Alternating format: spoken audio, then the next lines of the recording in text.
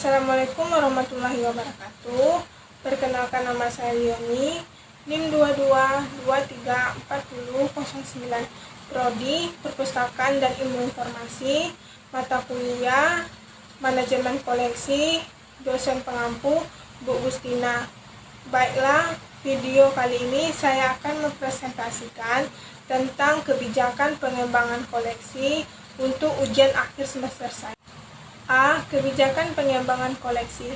Kebijakan pengembangan koleksi adalah kebijakan perpustakaan terhadap pengembangan koleksi yang digunakan pustakawan sebagai acuan dalam menyeleksi bahan perpustakaan dan sebagai pedoman atau panduan bagi staf dalam memilih, mengadakan dan mengevaluasi bahan perpustakaan. Perpustakaan adalah semua bahan pustaka yang dikumpulkan, diolah, dan disimpan untuk disajikan kepada masyarakat guna memenuhi kebutuhan informasi pengguna, dan juga koleksi yang lengkap dalam jumlah yang cukup didukung dengan ruang yang cukup fleksibel untuk kapasitas koleksi merupakan nilai tambah bagi perpustakaan. B. Definisi kebijakan. Kebijakan adalah seperangkat prinsip dan strategi yang memandu tindakan untuk mencapai tujuan tertentu. Kebijakan itu dapat dikembangkan pada level organisasi atau kelembagaan mikropolis atau pada level regional, nasional, dan internasional makropolis. Kebijakan pengembangan koleksi didasarkan pada prinsip-prinsip terbagi menjadi 5. Yang pertama yaitu pentingnya.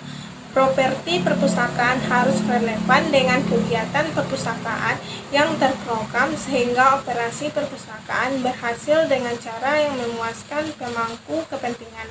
Pustakawan harus mampu mengantisipasi perkembangan masyarakat pengguna. 2. Berorientasi pada kebutuhan pengguna. Pengembangan koleksi harus didasarkan pada kebutuhan pengguna.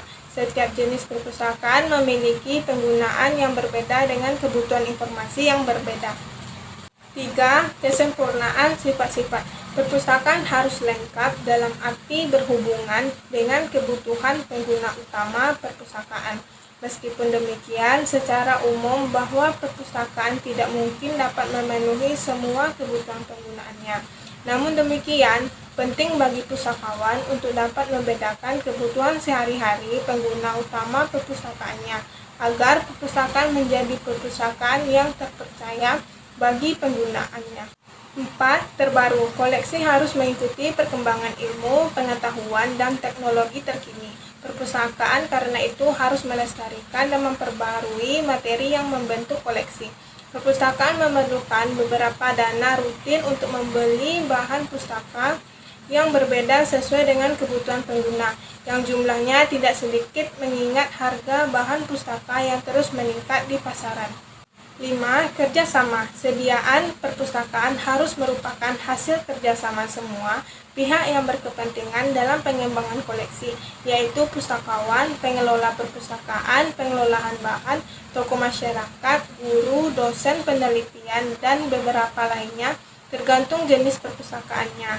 Dengan kerjasama yang baik, diharapkan pengembangan koleksi dapat efektif dan berhasil. C. Fungsi kebijakan pengembangan koleksi.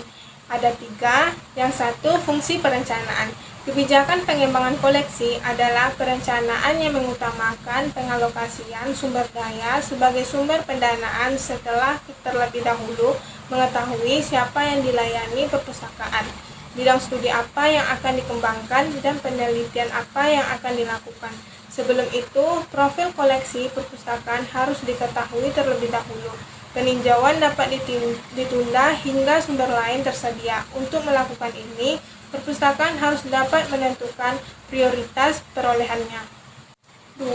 Fungsi komunikasi internet.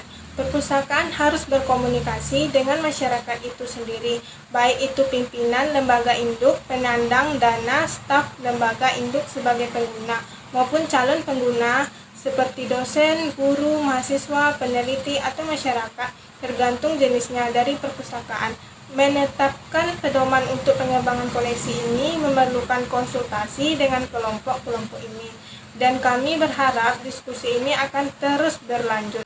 3. Fungsi komunikasi internal. perpustakaan harus menginformasikan perpustakaan lain tentang rencana pengembangan koleksinya, termasuk disiplin ilmu yang akan dikembangkan.